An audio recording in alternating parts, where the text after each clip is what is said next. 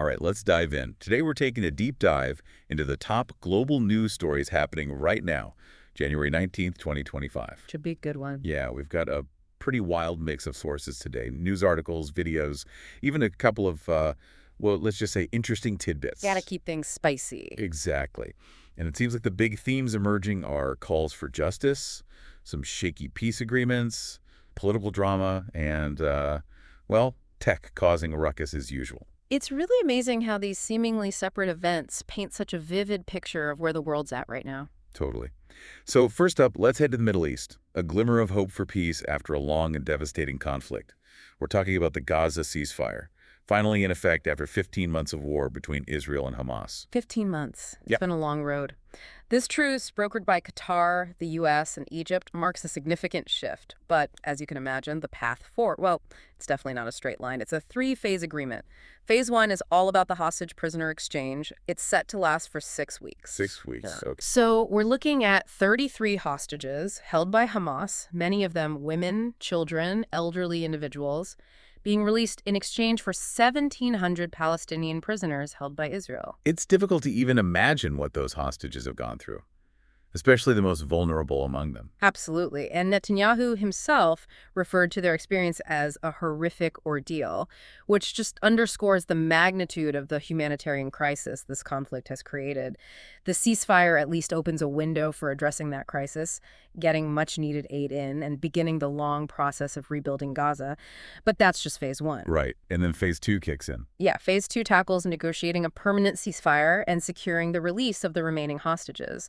And that requires a level of trust and cooperation. Well, that's been, let's say, hard to come by in this conflict. For sure. And then, if all goes well, we get to phase 3. The long game. Exactly. The long-term vision of a full Israeli withdrawal from Gaza and a serious commitment to its reconstruction, that's a huge undertaking.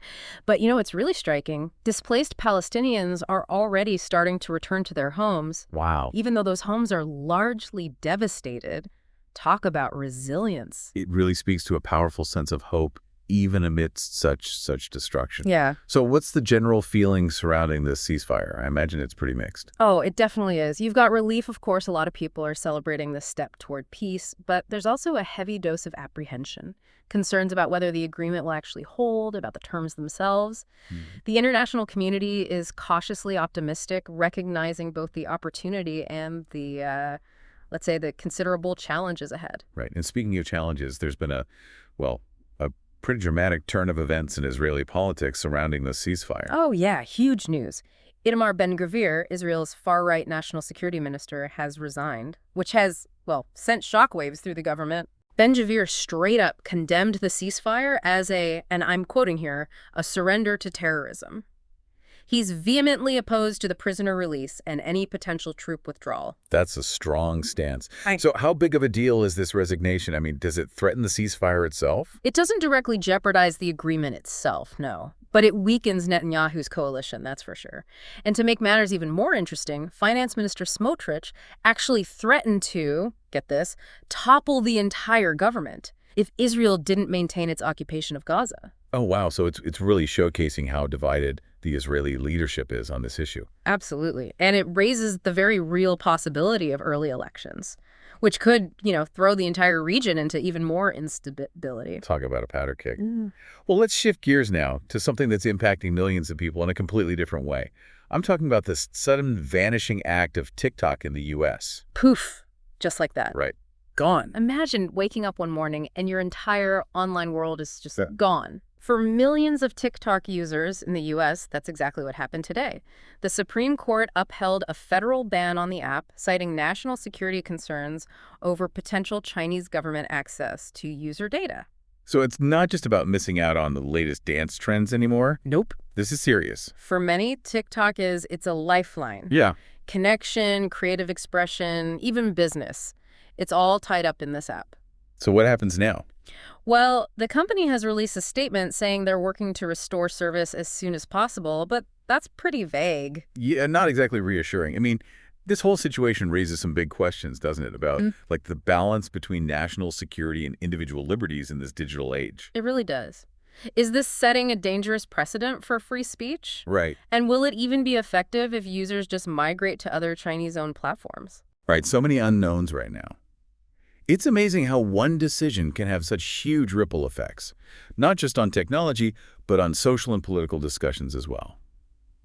And speaking of controversy, let's turn our attention to the world of finance, where a prominent figure is facing some, well, let's just say some serious accusations. Yeah, we're talking about Nate Anderson, the founder of the now-shuttered Hindenburg research. Right, known for their short-selling reports. Exactly. They made some big waves. But now, Anderson himself is at the center of the storm. Court documents in Canada suggest he may have colluded with hedge funds to manipulate stock prices through those very reports. Specifically, he's been linked to firms like Anson Funds. Oh, wow.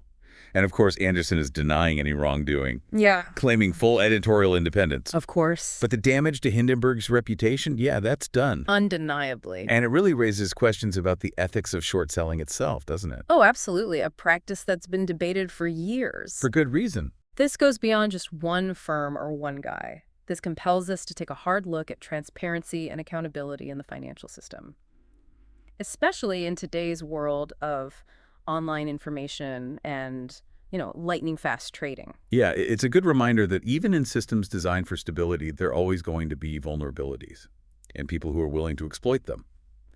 But let's not lose sight of some other incidents that grabbed headlines today. Okay, So we had a massive fire erupt at India's Mahakumbh Mela, a major religious gathering. Thankfully, no casualties were reported, but it raises some serious concerns about safety at such large-scale events. Yeah, absolutely. And then there's the incident involving Bollywood star Saif Ali Khan. Oh, right. He was stabbed during a home invasion robbery. Really highlights the vulnerability that even celebrities face when it comes to security.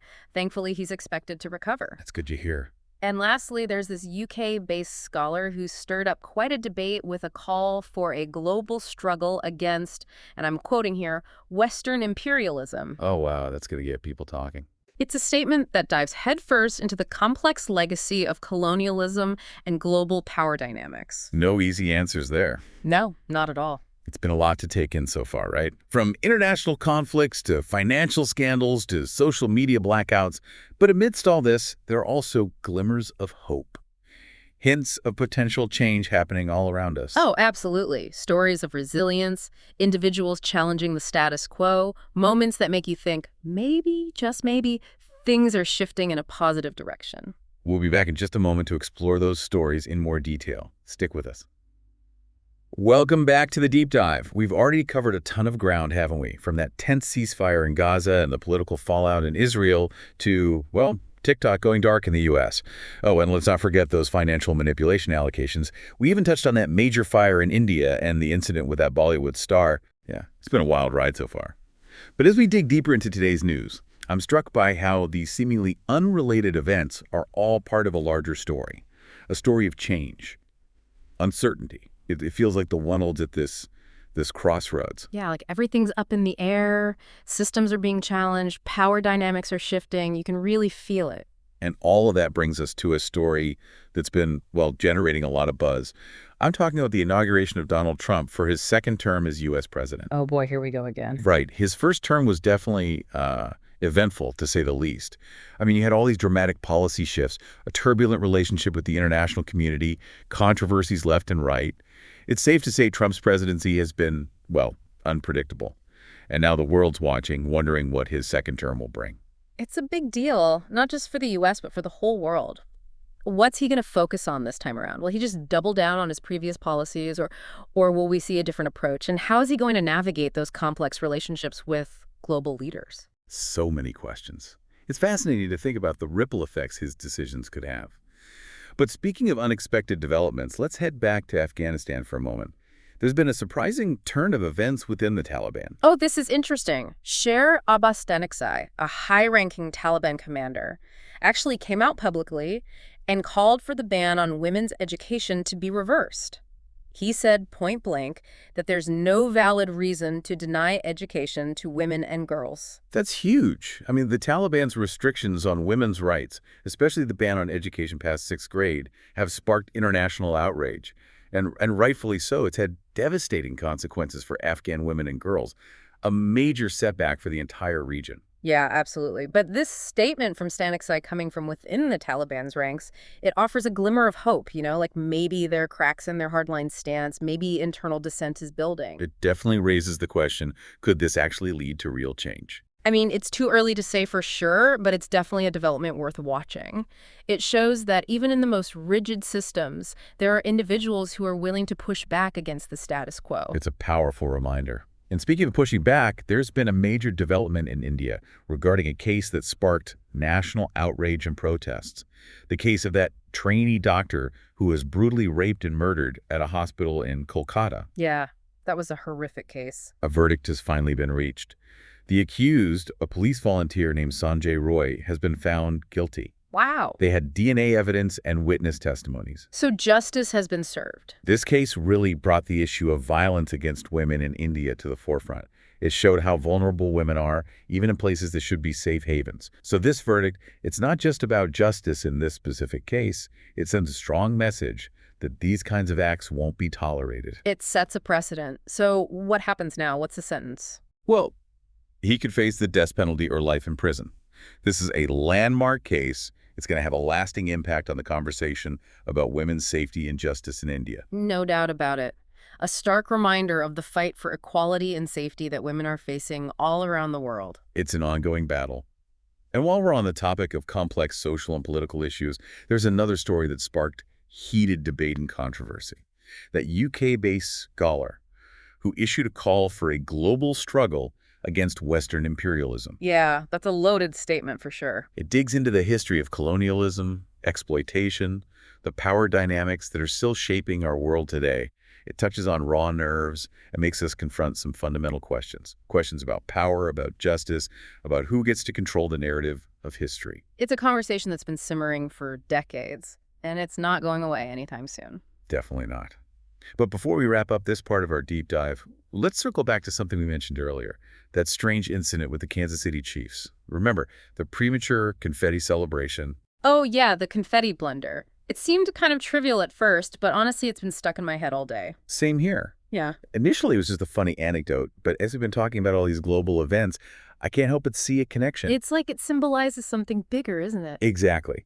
It's almost like a metaphor for some of the trends we've been talking about today. A rush to judgment, a lack of foresight, a failure to think about the long-term consequences of actions. We see it with the controversial calls in the NFL, the political fallout in Israel, even those allegations against Nate Anderson.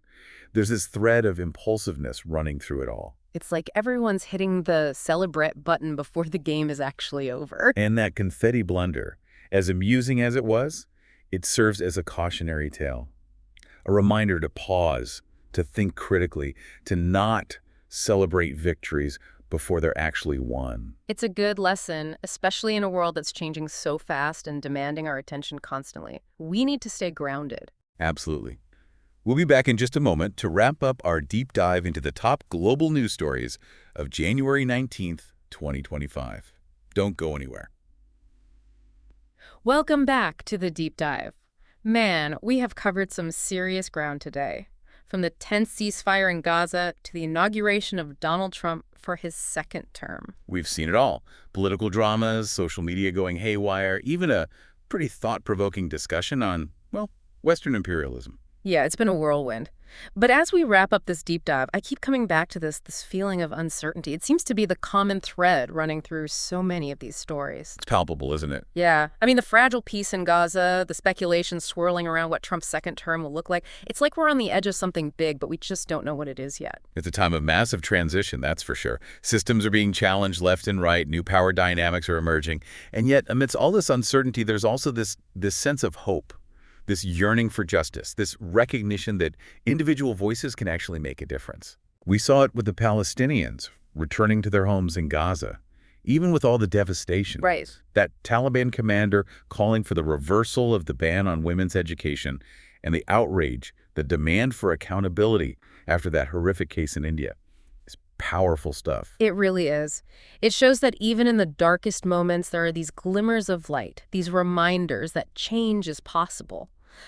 But, and here's the catch, change rarely happens smoothly. It's messy. Exactly. There will be setbacks, controversies, moments where you question everything. You wonder if any progress is actually being made. It can be discouraging.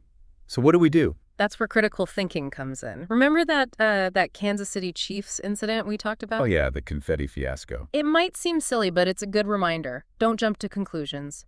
Don't celebrate victories before they're actually won. Always think about the long-term consequences. It's a good lesson, especially in a world that's changing so rapidly. Constantly bombarding us with information. We have to be discerning. We have to engage with complex issues, challenge our own biases. No easy answers. Nope. So as we wrap up this deep dive into January 19th, 2025, I'm curious, what stands out to you? What stories really resonated?